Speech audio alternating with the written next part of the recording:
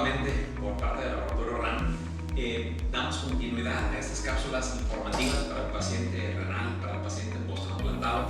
Para ello, bueno, pues nos apoya nuevamente el doctor Martín Dávalos Gómez, médico internista, pediatra, que bueno, pues ha tenido a bien apoyarnos con este tipo de información verídica, información accesible, información para todos los pacientes de todas las fundaciones, con el propósito de apoyarlos, de darles un poquito más algunas pautas, que ustedes se sientan bueno, pues más acompañados en estas diferentes fases de la enfermedad. Y bueno, pues la cápsula que abordaremos el día de hoy es recomendaciones generales para el paciente post-trasplantado.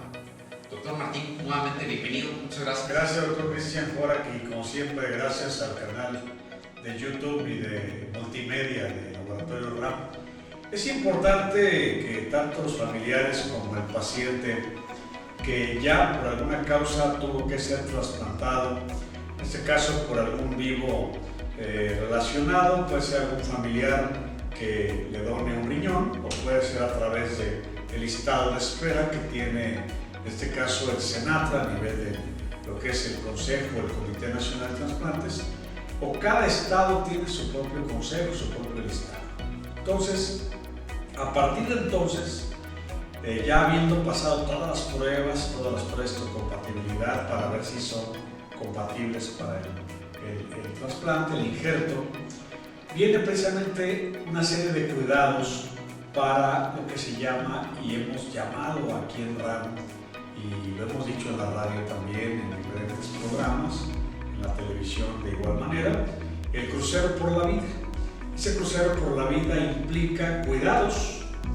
Desde que sale el paciente de quirófano, debe usar un cubrebocas, por ejemplo, y debe usar por lo menos los siguientes 90 días de su trasplante. Cabe mencionar, y esto es una técnica que los expertos en trasplantes vienen realizando, los pacientes los empiezan a medicar muchas de las veces un mes antes del trasplante. Y eso es la recomendación más válida que dan las guías y que da la experiencia de nuestros amigos trasplantólogos, de quienes nos sentimos muy orgullosos y de quienes hacen un trabajo muy profesional, que son los nefrólogos, los cirujanos que se encargan de realizar el acto propiamente dicho, de tomar el órgano de quien lo dona y ponerlo en el receptor. Pero este trabajo, aquí hay que decirlo muy claro, este trabajo valiosísimo se puede ver empañado si no se da un seguimiento de cuidados del trasplantado, del paciente que recibió ese injerto. Doctor, ¿quién sería el indicado, quién sería el especialista correcto para que una vez que este paciente recibe el trasplante, siga teniendo una buena atención? Entiendo que, bueno, pues hay un trasplantólogo, hay un nefrólogo. ¿Con quién continúa dirigiéndose habitualmente el paciente? Bueno, qué buena pregunta. Yo diría que es una muy buena pregunta, doctor Cristian. Es recomendable que le dé seguimiento del equipo de trasplante. Son nefrólogos, cirujanos y demás, pero los nefrólogos son los clínicos expertos en darle seguimiento a un paciente trasplantado. Lo recomendable, lo ideal o lo idóneo es que el médico que inclusive estudió al paciente previamente, todavía voy a eso, el médico que estudió de origen al paciente para ver la histocompatibilidad, el que estuvo durante el trasplante, él le dé el seguimiento al paciente trasplantado. Esa es la recomendación.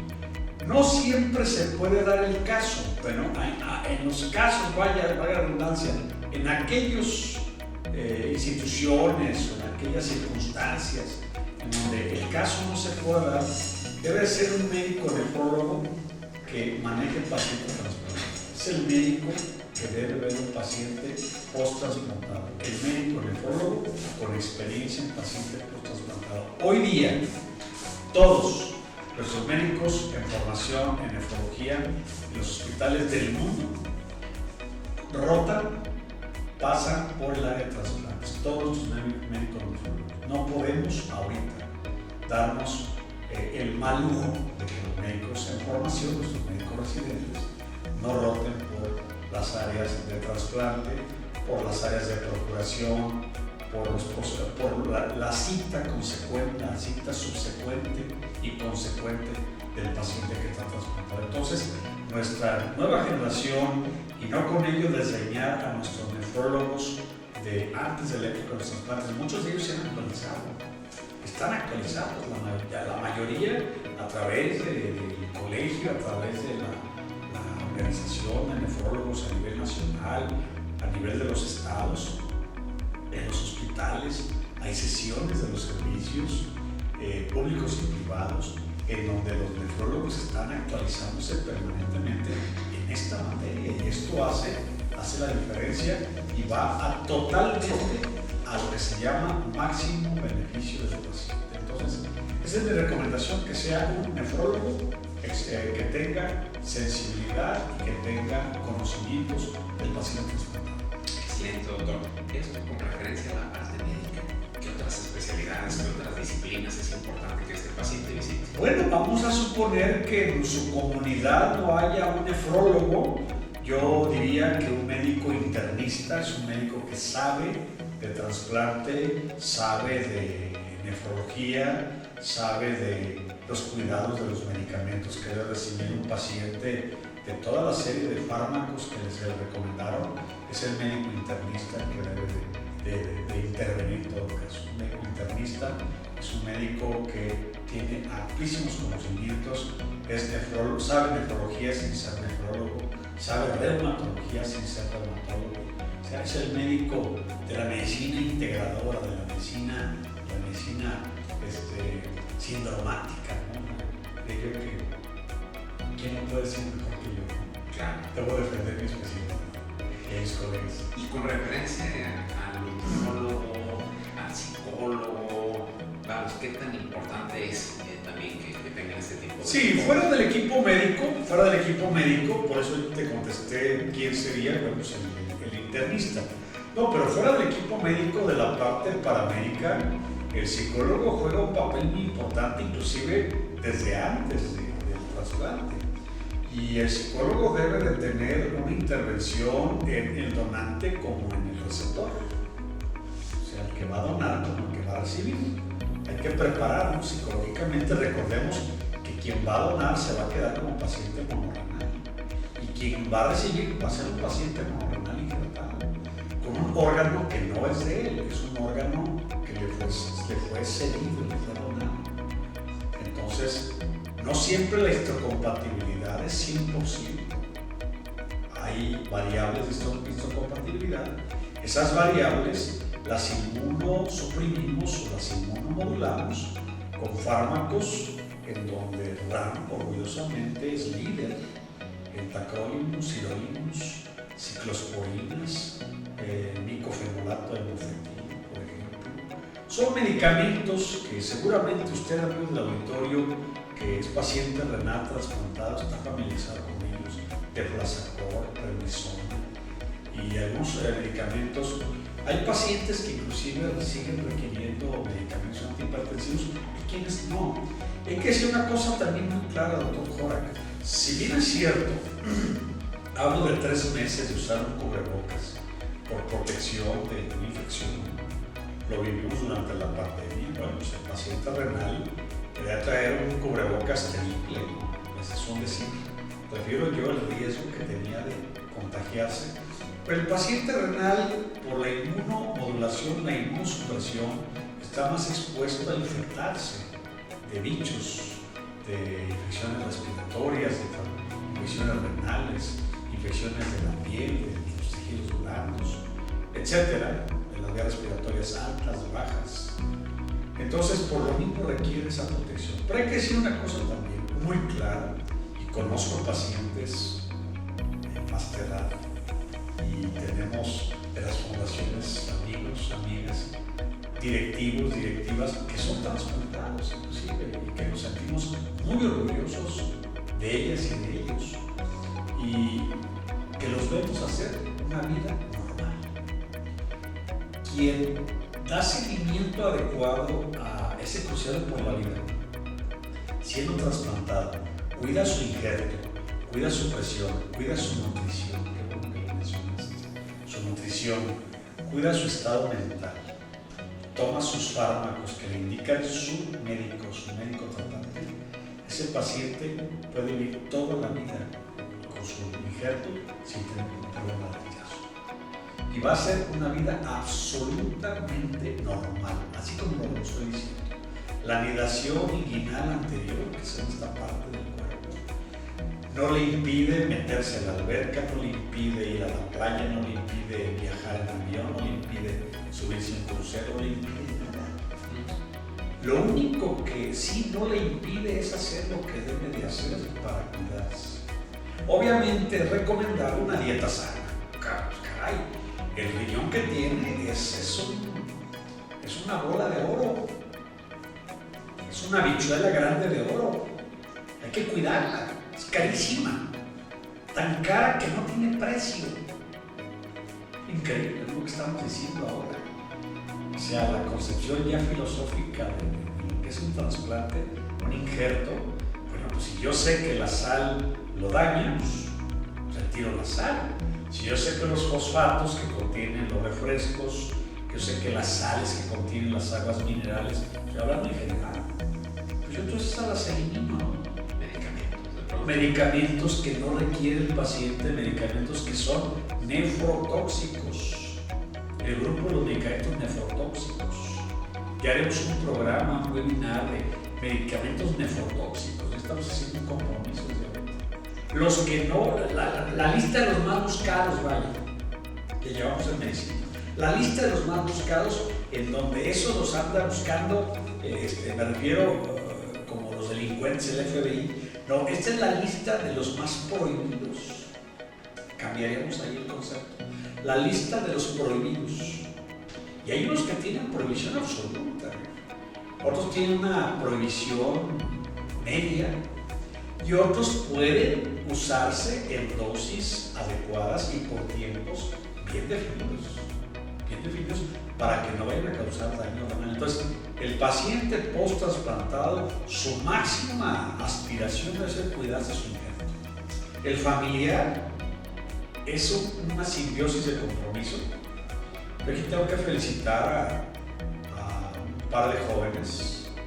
Y quiero compartir la anécdota, sin omitiendo sus nombres, porque por ética deontológica médica no se debe decir. Pero los recuerdo siempre con mucho cariño. Conocí un joven, hijo de una paciente mía, hipertensa. El joven era un paciente renal, edematizado, trabajaba días no trabajaba, se la venía incapacitado. Y un buen día conoce a una persona con la cual traba noviazgo. Esa persona es una mamá soltera, y este joven la acepta con una criatura. Y resulta que pues llegan a un buen arreglo de vivir en convivencia matrimonial, seguramente en concubinato en un principio. Desconozco si estén casados o no, tema que no me interesa ni es tema de este programa.